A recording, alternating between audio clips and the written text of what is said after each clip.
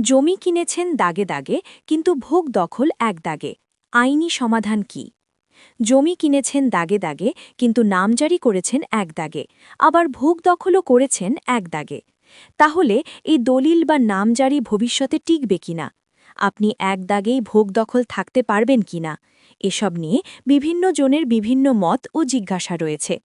মনে রাখবেন, দাগে দাগে জমি কিনলে নামজারিও অবশ্যই দাগে দাগে করতে হবে।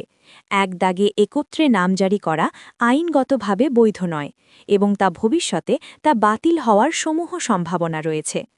দলিলে যদি উল্লেখ থাকে একটি দাগ থেকে ৫%, অন্য দাগ থেকে ৩% এবং আরেকটি দাগ থেকে ২% জমি ক্রয় করা হয়েছে, তবে ক্রেতা বাস্তবে যেখানেই ভোগ দখল করুন না কেন, নামজারি অবশ্যই প্রতিটি দাগ অনুযায়ী করতে হবে।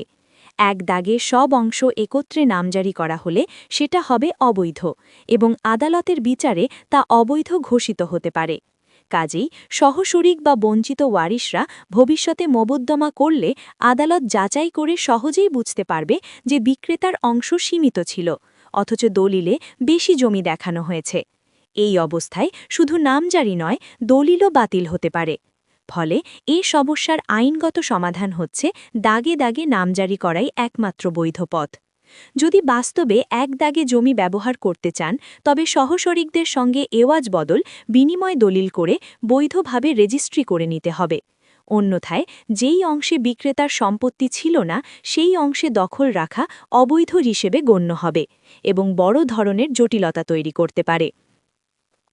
আরেকটি বিষয় মনে রাখবেন, কারো শরিকানা সম্পত্তি কেনার আগে জমির সব কাগজপত্র, ওয়ারিশান সনদ ও দলিল ভালোভাবে যাচাই না করলে ক্রেতা হিসেবে আজীবনের কষ্টের টাকা দিয়ে মামলা মোকদ্দমা ক্রয় করার ঝুঁকিতে পড়বেন। কাজেই এখন থেকে যদি ওয়ারিশরা পারস্পরিক সম্মতিতে আপোষ বন্টননামা দলিল করে থাকেন, তাহলে যে যার অংশ অনুযায়ী নির্দিষ্ট একটি দাগ থেকেই নামজারি করতে পারবেন।